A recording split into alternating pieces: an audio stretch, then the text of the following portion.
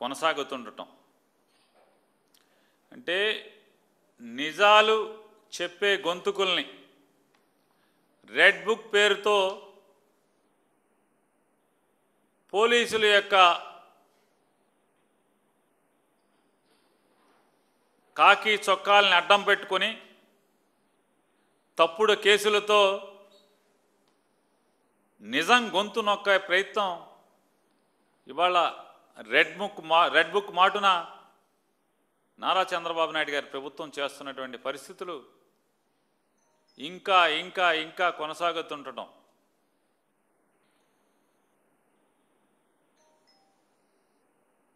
రాబోయే 24 నుంచి 25 మాసాల్లో నారా చంద్రబాబు నాయుడు గారి యొక్క ప్రభుత్వం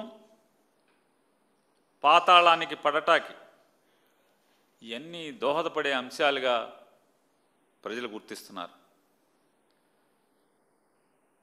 ఈ రెడ్ బుక్ పైశాచిక చర్యల్లో భాగంగా ఈరోజు తెల్లవారుజామున వైఎస్ఆర్ కాంగ్రెస్ పార్టీ గొంతుగా తెలుగుదేశం పార్టీ కుట్రల్ని కుతంత్రాలని ప్రభుత్వం యొక్క తప్పుడు నిర్ణయాల్ని ఎండగడుతున్నటువంటి కారుమూరి వెంకటరెడ్డి అనేటువంటి ఒక కార్యకర్త వైఎస్ఆర్ కాంగ్రెస్ పార్టీ కార్యకర్త యొక్క ఇంటికి ఉదయం సూర్యుడితో పాటుగానే పోలీసులు తలుపు తడతారు. అక్కడి నుంచి కనీసం వెంకటరెడ్డి కారుమూరి వెంకటరెడ్డి అనేటువంటి వైఎస్ఆర్ కాంగ్రెస్ పార్టీ గొంతుగా జీవిస్తున్నటువంటి అతను ఇంట్లో భార్యకి ఎందుకో ఏమో చెప్పరు, దౌర్జన్యానికి దిగినట్టుగా మఫ్టీలో వెళ్ళారని వారి శ్రీమతి గారు చెప్తున్నారు. చంద్రబాబు పంపించినటువంటి కిరాయి గూండాలేమో అని భయపడ్డామని చెప్పని వారు చెప్తున్నారు. ఇంట్లో జొరబడతారు, బెడ్రూమ్లో జొరబడతారు.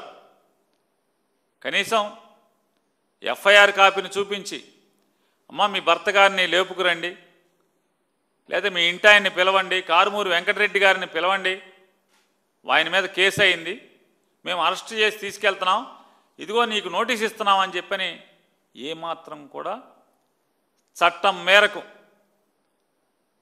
లేదా మనం పొందుపరుచుకున్నటువంటి పోలీస్ రూల్స్ మేరకు కానీ ఎక్కడా ప్రవర్తించకుండా బందిపోట్లులా ఇంట్లో చొరపట్టం, గూండాల్లా ఇంట్లో చొరపట్టం, వాళ్ళ భార్య గారి యొక్క చెప్పేటువంటి కథనం మేరకు వారు చెప్పేటువంటి బాధతో కూడినటువంటి స్వరంతో వాడు చెప్తున్నటువంటి పరిస్థితులు. కనీసం ఏ నేరం మీద తన భర్తని తీసుకెళ్తున్నారో ఈడ్చుకెళ్తున్నారో చెప్పే సంస్కారం సంస్కృతి బాధ్యత లేకుండా మరి తాడిపత్రి పోలీసులుగా చెప్పబడుతున్నటువంటి వ్యక్తులు ప్రవర్తించడం, నిజంగా వారు తాడిపత్రి పోలీసులే అయితే ఆ రకంగా వారు ప్రవర్తించటం అంటే ప్రజాస్వామ్యంలో ఒక రాజ్యం తరపున పనిచేస్తున్నటువంటి లేదా ప్రజల తరపున పనిచేస్తున్నటువంటి పోలీసు అధికారులు ప్రజలు ఏర్పరచుకున్నటువంటి చట్టం మేరకు కాకుండా పాలకుల యొక్క అభీష్టం మేరకు వాళ్ళ సంతృప్తి మేరకు ఉద్యోగాలు చేయటం ఎంతవరకు ధర్మం అని వాళ్ళ కుటుంబం ప్రశ్నిస్తుంది. మరి వాళ్ళ బాధ అర్థం చేసుకోదగ్గదే కదా. ఈడ్చుకుంటూ పోయినటువంటి వాళ్ళు కారుమూడి వెంకటరెడ్డి మీద పెట్టినటువంటి కేసులు ఏంటయ్యా అని తాడిపత్రి పోలీస్ స్టేషన్లో పాత్రికేయ మిత్రులు తీసుకున్నటువంటి ఈ ఎఫ్ఐఆర్ కాపీలో పాత్రికేయ మిత్రుల ద్వారా బయటకు వచ్చినటువంటి ఈ ఎఫ్ఐఆర్ కాపీ ఏం చెప్తుంది? ఆయన మీద పెట్టిన సెక్షన్లో BNS 353/2 అంటే దానిలో దేంటి రాజకీయంగా వ్యతిరేకులు ఎవరుంటారో వాళ్ళని రెచ్చగొట్టేటువంటి ప్రకటనలు చేశాడంట కారుమూరి వెంకటరెడ్డి గారు. మరొక సెక్షను BNS 196/1/1 సబ్ క్లాస్ 1 అన్నమాట. మతాన్ని అంటే హిందూ ముస్లింలు, క్రైస్తవులు హిందువులు, లేతే క్రైస్తవులు ముస్లింలు, 2 మతాల మధ్య లేకపోతే 3 మతాల మధ్య, జాతుల మధ్య, లేదా భాష మాట్లాడేటువంటి వ్యక్తుల అంటే వివిధ భిన్న భాషలు మాట్లాడేటువంటి వ్యక్తుల మధ్య, లేదా ప్రాంతాల మధ్య అంటే ఆంధ్ర, తెలంగాణ, రాయలసీమ, కోస్తా ఆంధ్ర, ఉత్తరాంధ్ర ఇట్లాంటి రకరకాల భిన్న ప్రాంతాల్లో బతుకుతున్నటువంటి మనుషుల మధ్య విద్వేషాలు, వైషమ్యాలు రెచ్చగొట్టేటువంటి ప్రయత్నం చేయటం, వాళ్ళ మధ్య శత్రుత్వాన్ని ప్రోత్సహించే ప్రయత్నం చేయటం, సామరస్యాన్ని అంటే ప్రజల మధ్య శాంతి కాముకులుగా అన్నదమ్ముల వలె బతుకుతున్నటువంటి భిన్న జాతులు, భిన్న మతాలు, భిన్న కులాలు, భిన్న ప్రాంతాల మధ్య ప్రజల మధ్య శత్రుత్వాన్ని రెచ్చగొట్టేటువంటి ప్రయత్నం చేయటం.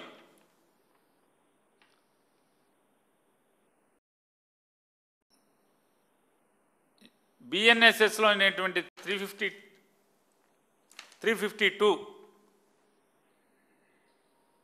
ప్రజల శాంతి భంగాల్ని కలిగించే ఉద్దేశపూర్వకంగా రెచ్చగొట్టడం.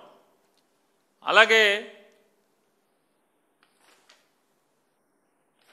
బిఎన్ఎస్ 353(1)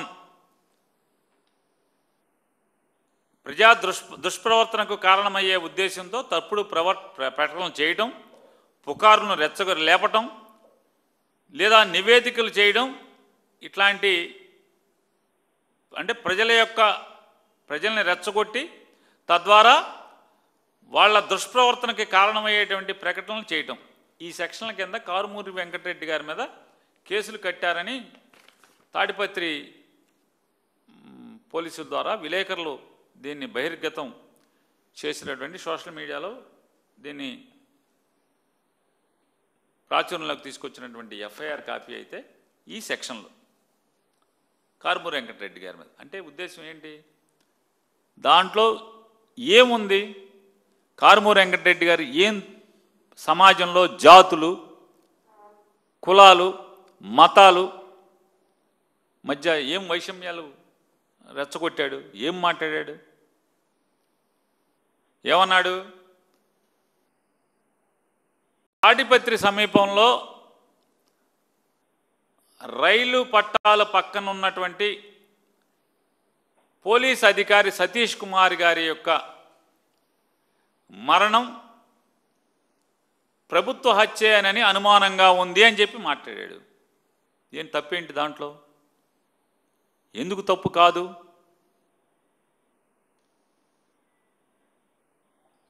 దాంట్లో తప్పేంటి? ఎందుకు తప్పు కాదో నేను మిమ్మల్ని ప్రశ్నిస్తాను.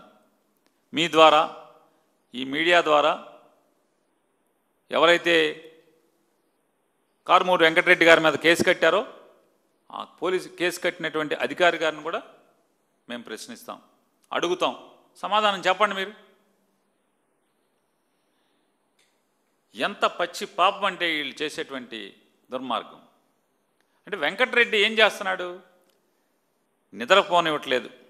కంటి మీద నారా చంద్రబాబు నాయుడికి కానీ వాళ్ళ ప్రభుత్వానికి కానీ ప్రభుత్వంలో ఉన్న వాళ్ళకి కానీ కంటి మీద కునుకు లేకుండా, కునుకు రానివ్వకుండా వాళ్ళ తప్పుల్ని, వాళ్ళ పాపాలని ఎండగడుతున్నటువంటి వైఎస్ఆర్ కాంగ్రెస్ పార్టీ గొంతుగా బతుకుతున్నాడు. అది నేరం. కారుమూరి వెంకటరెడ్డి మీద ఒక కేసు పెట్టి ఆ గొంతు నొక్కుదాం అనుకుంటే ఏమవుతుంది? కారుమూరి వెంకటరెడ్డి ఏమన్నా నువ్వు ఒక కేసు పెడితే 10 కేసులు పెడితే ఆగే రకమా? ఆగితే జగన్ మనిషి ఎందుకు అవుతాడు? వైఎస్ఆర్ కాంగ్రెస్ పార్టీ కార్యకర్త ఎందుకు అవుతాడు? వైఎస్ఆర్ కాంగ్రెస్ పార్టీ జెండా పట్టుకున్న రోజే జగన్మోహన్ రెడ్డి గారు ప్రతిపక్షంలో ఉన్నాడు. జెండా పట్టుకున్న మొదటి రోజు నుంచే వైఎస్ఆర్ కాంగ్రెస్ పార్టీ జెండా పట్టుకుని జగన్ నామస్మరణ, జై జగన్ అనే నామస్మరణ మొదలుపెట్టినటువంటి మొదటి రోజు నుంచి ప్రతి కార్యకర్త కూడా నాడు కిరణ్ కుమార్ రెడ్డి ప్రభుత్వం యొక్క ఒత్తిడులు, అమానుషాలు, వేధింపులు ఉంటాయని తెలిసే దిగారు. ఈ రోజుకి కొనసాగింపుగా ఈ రెడ్ బుక్ రాజ్యాంగంలో 2 సంవత్సరాలుగా ఎన్ని కేసులు పెట్టినా ఎక్కడన్నా ఏ గొంతుకునన్నా మీరు ఆపగలిగారా? ఏ వైఎస్ఆర్ కాంగ్రెస్ పార్టీ జెండా పట్టుకున్నోనేమన్నా చేతుల్లోంచి జెండా పారవేయించగలిగారా? మీ పిచ్చి భ్రమలు నారా చంద్రబాబు నాయుడు గారు, మీ అబ్బాయి కూడా చెప్పండి. ఈ తప్పుడు కేసులతో వేధింపులతో జగన్ నాయకత్వాన్ని నమ్ముకున్నటువంటి, జగన్ని ప్రేమించేటువంటి, జగన్ జెండా పిడికిల్లో బిగించి పట్టుకున్నటువంటి ఏ వైఎస్ఆర్ కాంగ్రెస్ పార్టీ ఓడైనా సరే దడిచేది లేదు, బెదిరేది లేదనేది మీ కొడుక్కి చెప్పవయ్యా చంద్రబాబు నాయుడు గారు.